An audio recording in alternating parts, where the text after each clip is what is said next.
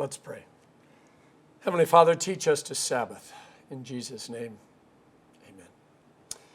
Whenever we have a problem with the audiovisual system here at the church, and we've looked at everything, and everything looks like it's fine, but it's still not working, we follow the tried and true method of Silicon Valley and the computer industry.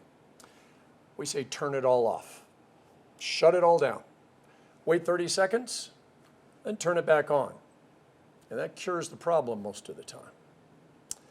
It's easy for Jesus to tell us to take time off. I mean, he's God. He created the heavens and the earth in just 6 days.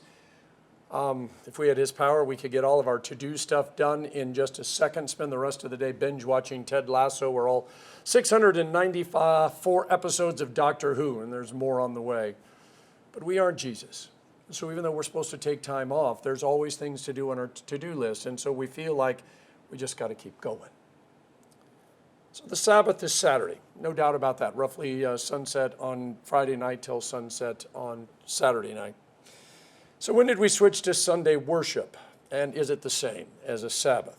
Well, in Acts 20, Luke says, on the Lord's Day, which is Sunday, the day he rose from the dead, we gathered for the breaking of bread. Now, historians like Josephus, church fathers like Eusebius and Augustine said that with the exception of the Ebionites, who continued to worship on Saturday, it became the official Sunday worship time for Christians as early as 60 A.D. There are two theories for the change. I mean, the first is most obvious. It's the day that Jesus rose from the dead. But the second is far more practical, and that is to avoid conflict with the Jews. There must have been controversy over the change, though, because St. Paul in Colossians 2 writes, therefore do not let anyone judge you by what you eat or drink or with regard to a religious festival, a new moon celebration, or a Sabbath day. These are just a foreshadow of the things that are to come. The reality, however, is found in Jesus. And then Paul writes in Romans 14, one man considers one day more sacred than another. Another man considers every day alike. Each one should be fully convinced in his own mind. Seventh-day Adventists still say that worshiping on Sunday is a sin. In fact, worshiping on any day except Saturday is a sin. Others separate the Sabbath from worship. They say, well, yes, they gathered on Sunday, but they weren't worshiping. It's a difference. And still others say that because Jesus fulfilled the law, we no longer have to worship or take a Sabbath. He took care of all that for us. Here's what I know about Sundays. While banks, post offices, and government buildings are closed, and there are states where you can't buy alcohol, and still a few others where blue laws say that stores can't open either at all or until afternoon, Sundays are not the same that they were back in the 1950s. Now, you can worship at church on Sunday, but you can also worship at an NFL stadium. In the 1990s, Hearst newspapers took out billboards across the U.S. that said, you know, you've tried everything else on Sunday morning. Stay home and read the paper. You can mow the lawn, paint the back porch, pay bills, take a long nap without a worry of the cops showing up and arresting you for violating the Sabbath. Sundays are no longer about God or church. God finished creation in 6 days. Then Genesis says he rested from his labors. Now, I don't think he really needed to rest. He's God, but he wanted to set a really good example for us because we do need to rest, and we do need that hard reset from time to time in order to figure things out. There was an entire subculture, though, dedicated to explaining and circumventing the Sabbath laws in the Old Testament. It seems taking time off is not easy for people of any generation or culture. You could not light a fire on the Sabbath, but you could keep a fire going, meaning add wood. Or you could go and borrow fire from a neighbor. Sounds a little strange. You weren't supposed to leave your home, but if you scattered your stuff along the path, you were never really that far away from your home, were you? I mean, isn't that okay? We can always find ways around the laws, justifying our actions. Doing a medium dive on what God had in mind, it was pretty clear. Not only did he put the Sabbath rest in the Ten Commandments, he also clarified what he meant.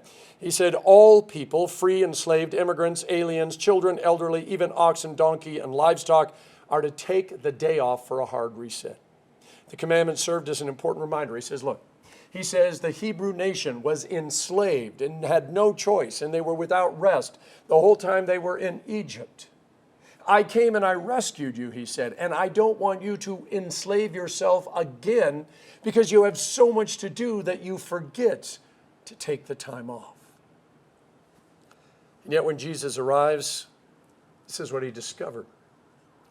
They turned the Sabbath into simply a law that had to be fulfilled.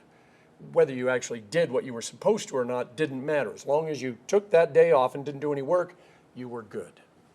So people who'd been waiting their whole life to be healed bump into Jesus on the Sabbath. He heals them, and the religious leaders all get all nasty and start screaming, "You should have waited till the next day." The disciples forget to stop by the Piggly Wiggly and pick up some extra food on Friday. So on Saturday, they're hungry, and so Jesus allows them to pick the heads of the grain that are normally left for the poor and the foreigners that are on a journey. And the religious leaders immediately jump up and start saying, "Hey, why are they allowed to work on the Sabbath?" You know, to me, the biggest question is, what is work? I mean, yelling at people seems to be what those religious leaders thought was their job.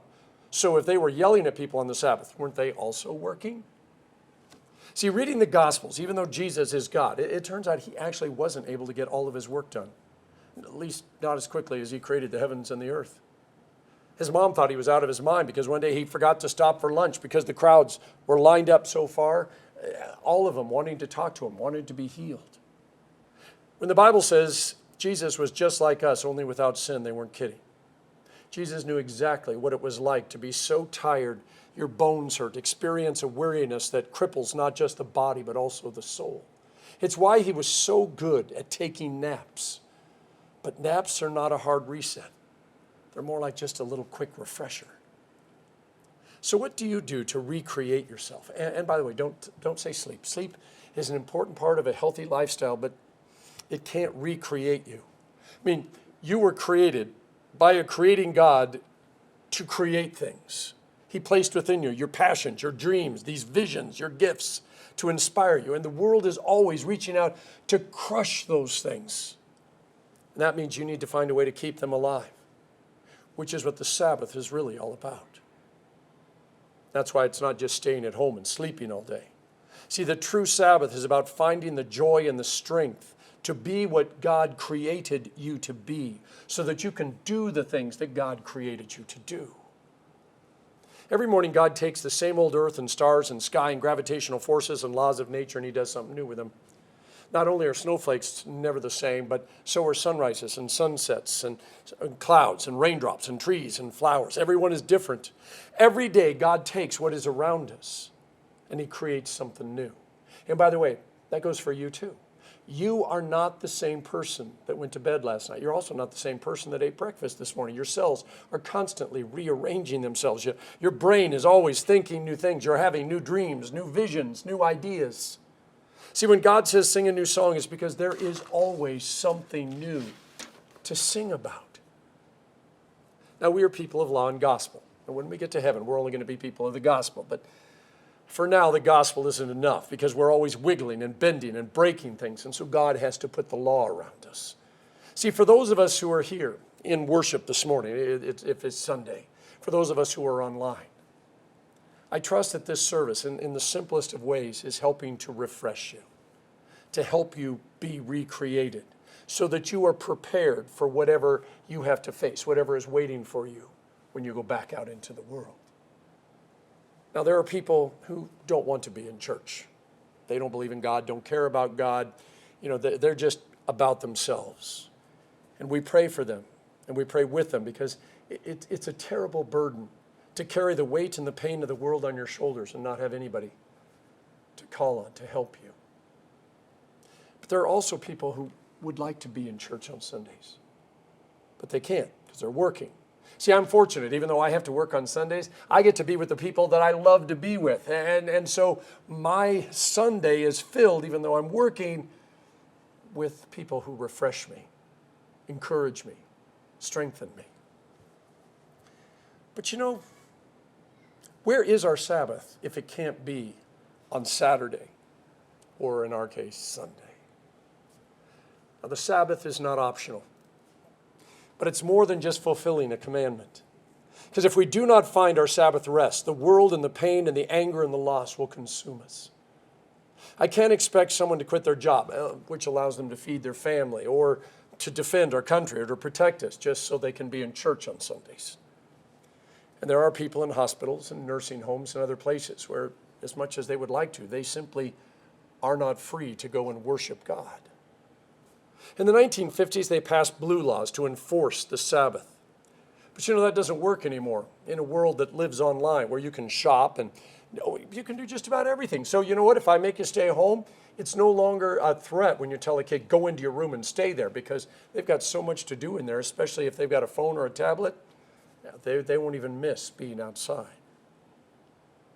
And I'm going to be the first to admit that online worship is nice, especially for those who can't be in church on Sundays, but it's not the same as being with the community of faith. As we address the elephants in the room, one of the things we often assume is the Sabbath rest is the same as Sunday, and it includes or mandates corporate worship. But to be bluntly honest, there was no corporate worship for the first several thousand years of creation. And then worship took place only at Solomon's temple, which was great if you lived in Jerusalem, but not so great if you lived on the other side of the country. And then the temple got destroyed. The sacrifices ended. The people scattered. And the Jews were forced to worship in homes, sometimes with priests and sometimes without. It's not until about 300 BC when synagogues pop up, and that's where community worship then began to take place. And synagogue worship, based on everything we read in the Gospels, not the same as what we do on Sundays. We often complain about our dull, ordinary, complicated, routine lives until somebody comes along and tries to change those things. Then we are bothered, upset, even angry that somebody would try to change the dull, ordinary, complicated, routine life that we used to complain about. Jesus told the Pharisees, the Sabbath was created for you, not you for the Sabbath. Get your priorities straight. God gave us the gift of a Sabbath because on this side of heaven, we do need to be recreated, refreshed, renewed, reset. But because we can be driven either to distraction or to despair, we need the law to push us, drag us, pull us to where we need to be, because often we won't do it on our own. So back to St. Paul. He said, therefore, do not let anyone judge you by what you eat or drink, or with regard to a religious festival, a new moon celebration, or a Sabbath day. These are a shadow of the things that are to come. The reality, however, can be found in Jesus. There is a difference between a Sabbath and a day off, between being recreated, reset, and just going to church, between obeying the law and doing what you need. See, taking a day off is not always a Sabbath. When Jesus healed the man, the religious leaders saw the healing as a violation of the Sabbath's holiness instead of the healing leading to a Sabbath wholeness, which is what the Sabbath is really all about. See, if the purpose of the Sabbath is to heal us and make us whole, can you force that on someone? Or can you keep it from someone? Can you force feed someone grace and mercy and love and forgiveness? Is it enough just to take a day off or go to a church service? Or is there something far more necessary? What do you need today? What is your soul longing for? What is the one thing that you struggle to name, let alone speak out loud? If there was one thing that I could give you today, what would it be? Each week I have the privilege and honor of reminding you that God loves you. He created you to be his unique and unreproducible miracle. And when you got lost beyond your ability to save yourself or even find yourself, he sent his son. And his son grabbed you and brought you back into the presence of God. The cross, the empty tomb, they are God's declaration of love both to you and for you. And I know you've heard those stories a million times, and with each telling, they get a little duller until we no longer hear them anymore. It's like the disciples running around saying, Jesus, are you going to restore the kingdom of God at this point, when the kingdom of God was being restored around them? They just couldn't see it. So that's why I'm going to give you some homework. The book of Hebrews isn't all that long and can actually be read in a single sitting. There was a lot happening both to and around the people that the preacher was writing to. Violence in the world, violence in their community. Life was difficult and they were struggling to hold on to their faith. You see, they really thought that Jesus was coming back soon. And so they thought he was going to come back the week after Easter. Then it was going to be the week after Ascension. Then it was going to be the week after Pentecost. And when he didn't come right back, it shattered them. Our world is coming apart at the seam. I mean, it's been doing that for thousands of years. Paying $13 for a loaf of bread, $4.50 for a gallon of gas, as much as $9 for a gallon of milk. healthcare prices spiraling out of control while healthcare itself devolves. I mean, the specifics are a little different, but it turns out we have a lot in common with the people that the preacher was writing to in the book of Hebrews. Preacher waits all the way until the 10th chapter to release his wisdom, and it's great wisdom. Listen to this. He says, "Let us consider how we may spur one another on toward love and good deeds. Let us not give up meeting together, as some are in the habit of doing, but let us encourage one another, and all the more as you see the day of Jesus approaching." The church is made complete by and through its people. People given to each other, by God, for each other, and for the world.